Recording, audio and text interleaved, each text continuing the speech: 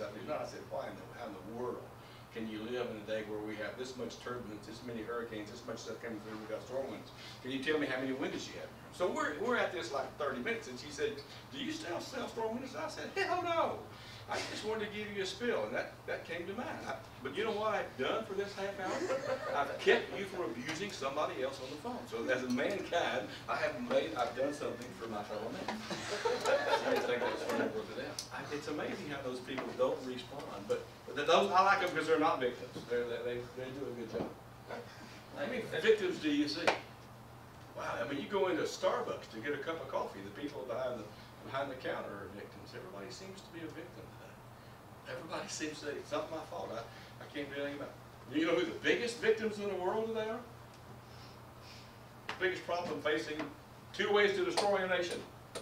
2 ways to destroy a nation. With the sword and with debt.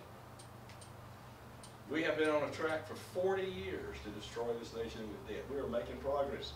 And the people who have created the debt are trying to solve the problem. Are you shitting me? There is no greater group of victims than we have in Congress. What a joke that is. That just blows my mind, you know. Not one of them can answer the question. Oh, no, not a clue. They can answer the question how. That's why. All of these things that they're against, they cause.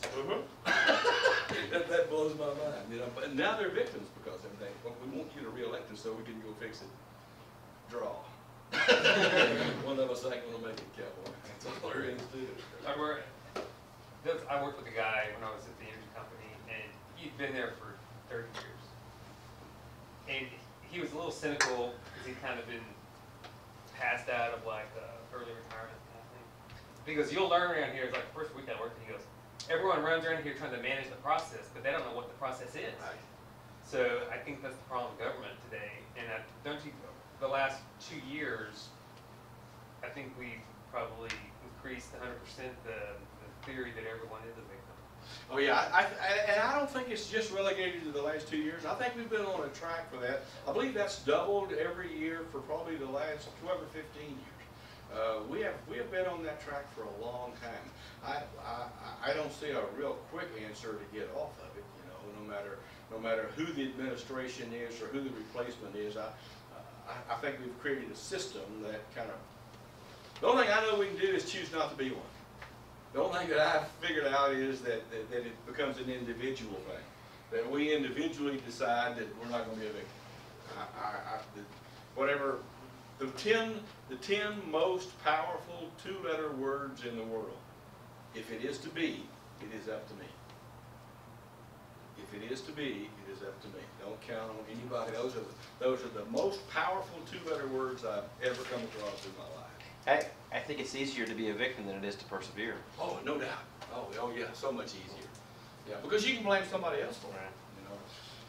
And the slide you had up there at the beginning is one of my favorites. The easiest time to quit is the first time. Pardon me. I mean, the hardest time to quit. Excuse me. The hardest time to quit is the first time. You think about it more. You think about it more. The first time you just don't want to, but then once you get in the habit of quitting, it becomes real easy to quit. It becomes a piece of cake. Back to your discussion point on integrity. Obviously, every organization has room for improvement. So if you could take one thing out of your whole approach to integrity to pump into an organization, not as a quick fix, but to get it back on the straight and narrow of becoming, much more efficiently ran